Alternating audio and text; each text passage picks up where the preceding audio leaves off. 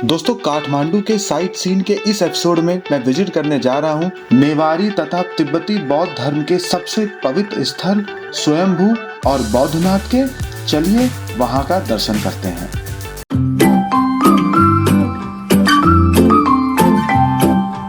दोस्तों, काठमांडू के site scene के लिए हम लोग निकल चुके हैं और शहर से मात्र 3 किलोमीटर दूर 77 मीटर की ऊंचाई पर स्थित हम एक स्तूपा दर्शन करने जा रहे हैं जिसका नाम है स्वयंभू। काठमांडू आने की यात्रा आपको कैसे प्लान करनी है उसका मैंने एक सेपरेट वीडियो बना दिया है जिसका लिंक मैंने डिस्क्रिप्शन बॉक्स में शेयर भी कर दिया है। अगर आपने अभी वो वीडियो नहीं देखा है तो जाकर ज़रूर देखें। चलिए स्वयंभू के दर्शन करते हैं। तो दोस्तों, काठमांडू के साइट सीन में हम लोग निकल चुके हैं और ये हमारी गाड़ी है जिसका प्राइस इन्होंने लिया है 4,500 रुपये इंडियन करेंसी में। सबसे पहले हम लोग दर्शन करने जा रहे हैं स्वयंभू, जो भगवान बुद्ध का एक छोटा सा मंदिर है। चोटी पे है, काफ़ी अच्छा काठमांडू का नज़ारा दिख रहा है। आप चारों तरफ देखिए कितना अच्छा लग रहा है। चलिए ऊपर चलते हैं और देखते हैं अंदर से मंदिर कैसा है। दोस्तों, जिस रास्ते पर हम लोग चल रहे हैं यह दक्षिण पश्चिम प्रवेश द्वार है जहाँ पर कार या बाइक की पार्किंग उपलब्ध है। अगर आप अपने कन्वेंस से नहीं आ रहे हैं तो पूर्व की ओर स्थित मुख्य द्वार से प्रवेश कर सकते हैं, जहां पर जाने के लिए एक लंबी सीढ़ी स्थित है जो रास्ते में आते हुए दिखाई दी थी। स्वयंभू एक संस्कृत हिंदी शब्द है जिसका अर्थ होता है स्वयं उत्पन्न। यह काठमांडू के बौद्ध तीर्थ स्थलों में बुद्धा स्तूपा के बाद सबसे पवित्र स्थान है। स्वयंभू पुराण के अनुसार पूरी घाटी एक समय एक विशाल झील हुआ करती थी। वहां पर मंजूश्री, जो कि महायान बौद्ध धर्म के अनुसार सर्वोच्च ज्ञान का प्रतिनिधित्व करते हैं, को कमल के दर्शन हुए। वे उसकी पूजा करने के लिए वहां गए। यह देखते हुए कि घाटी एक अच्छी बस्ती हो सकती है और इस स्थल को मानव तीर्थयात्रियों के लिए अधिक सुलभ बनाने के लिए उन्होंने चोवर, जो कि एक गांव है, वहां पर एक घाटी काट दी, जिससे झील में भरा हुआ पानी बाहर निकल गया और वह घाटी वैसे ही छूट गई जिसमें अब काठमांडू स्थित है। मंजूश्री को, जो स्वयंभू में कमल के दर्शन हुए थे, वह एक पहाड़ी में बदल गए और फूल स्तूपा में परिवर्तित हो गया। पूर्व द्वार से सीढ़ी के सहारे जब आप ऊपर पहुंचते हैं तो सबसे पहले आपको वज्र के दर्शन होते हैं। वज्र के पीछे स्तूपा है। स्तूपा एक घन की संरचना है जिसके चारों किनारों में प्रत्येक के ऊपर पंचकोणीय तोरण मौजूद है जिन पर भगवान बुद्ध की आकृतियां बनी हुई हैं। तोरण के पीछे और ऊपर 13 स्तर हैं। सभी स्तरों के ऊपर एक छोटी सी जगह है जिसके ऊपर गजूर मौजूद है।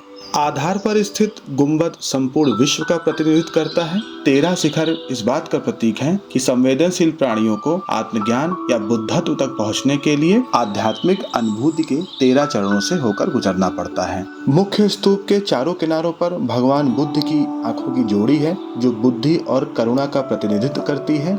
प्रत्येक जोड़ी आंखों के ऊपर एक और आंख है जिसको तीसरी आंख कहा जा सकता है। ऐसा कहा जाता है कि जब बुद्ध उपदेश देते थे तो तीसरी आंख से ब्रह्मांडीय किरणें निकलती थीं जो स्वर्गीय प्राणियों के लिए संदेश के रूप में कार्य करती थीं ताकि रुचि रखने वाले लोग बुद्ध को सुनने के लिए पृथ्वी पर आ सकें। दोनों आंखों के बीच नाक का एक घुंघराला प्रतीक भी दर्शाया गया है जो कि दुनिया में मौजूद सभी चीजों की एकता, आत्मज्ञान के एकमात्र मार्ग का प्रतिनिधित्व करता है। स्वयंभू नेपाल के सबसे पुराने धार्मिक स्थलों में से एक है। गोपाल राजवंशावली के अनुसार इसकी स्थापना राजा मानदेव के परदादा राजा वृषदेव ने लगभग 5वीं शताब्दी ईसा पूर्व की शुरुआत में की थी।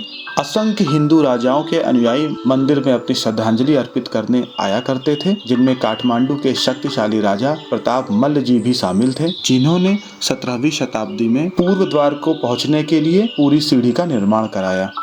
सन 1921 के बाद 2010 में स्वयंभू का सबसे बड़ा नवीनीकरण कराया गया। मंदिर परिसर में स्तूप के अलावा विभिन्न प्रकार के मंदिर स्थित हैं, जिनमें से कुछ मंदिर लिच्छवी काल के हैं। मंदिर परिसर में तिब्बती मठ, संग्रहालय, पुस्तकालय, दुकानें, रेस्टोरेंट और हॉस्टल भी हैं।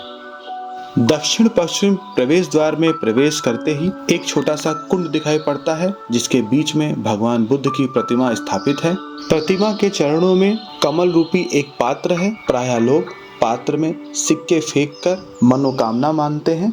ऐसा माना जाता है कि पात्र में जिसका सिक्का चला जाता है उसकी मनोकामना अवश्य पूर्ण होगी। स्वयंभू से काठमांडू शहर का नज़ारा अप्रतिम है। यहाँ आकर मुझे बहुत अच्छा लगा। स्वयंभू के शानदार अनुभव के बाद अब हम लोग दर्शन करने जा रहे हैं काठमांडू के सबसे प्रसिद्ध बौद्ध स्तूपा को दर्शन करने। और रास्ते में जो भी फेमस स्थान या मोन्यूमेंट पड़ेगा मैं आपको बताता चलूंगा, ताकि आप काठमांडू शहर की पूरी यात्रा का आनंद ले सकें। ठीक सामने एक महल नुमा स्ट्रक्चर दिखाई पड़ रहा है जिसका नाम है नारायण हेती पैलेस। इस पैलेस का निर्माण सन 1963 में महाराजा महेंद्र वीर विक्रम शाहदेव जी ने कराया था। यही वह महल है जहां राजा वीरेंद्र और उनकी पत्नी ऐश्वर्या समेत पूरे परिवार की दुखद हत्या हुई थी। और इन्हीं सब वजहों से 2006 की क्रांति के पश्चात सन 2008 को यह पैलेस म्यूजियम में तब्दील हो गया। दोस्तों, सामने जो स्ट्रक्चर दिखाई पड़ रहा है यह काठमांडू शहर के बीचों बीच स्थित सबसे प्रसिद्ध स्थल है जिसका नाम है सिंह दरबार। इस महल का निर्माण चंद्र शमशेर जेबीआर जी ने 1908 में कराया था।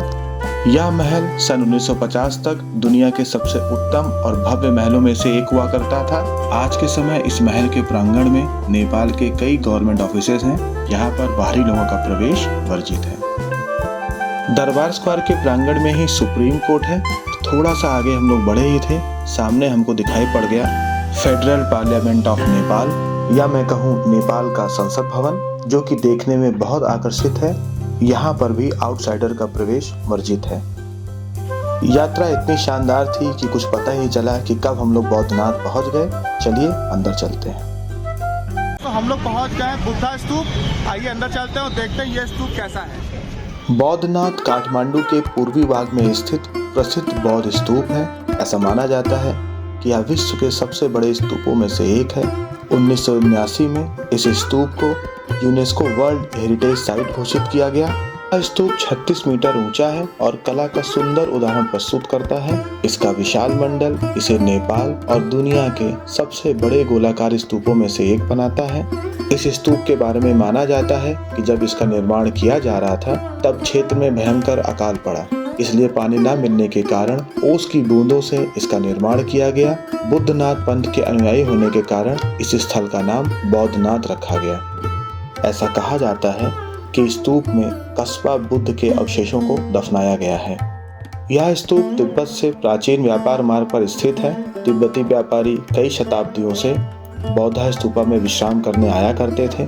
1959 के तिब्बती विद्रोह के बाद बड़ी संख्या में तिब्बती शरणार्थी नेपाल चले गए और बौद्धनाथ के आसपास बस गए। इसी के साथ काठमांडू में स्थित स्तूपों का दर्शन का यह वीडियो यहाँ पर समाप्त हो रहा है। अगले एपिसोड में हम लोग देखेंगे काठमांडू के राजाओं के महलों को। आप लोगों ने बिल्कुल ठीक समझा, दरबार स्क्वायर। तो तब तक के लिए मुझे आज्ञा दीजिए। आपको यह एपिसोड अच्छा लगा हो तो लाइक और कमेंट कर मुझे जरूर बताएं। और अगर आपने अभी तक मेरा चैनल सब्सक्राइब नहीं किया है, सब्सक्राइब कर लीजिए। मिलते हैं अगले एपिसोड में।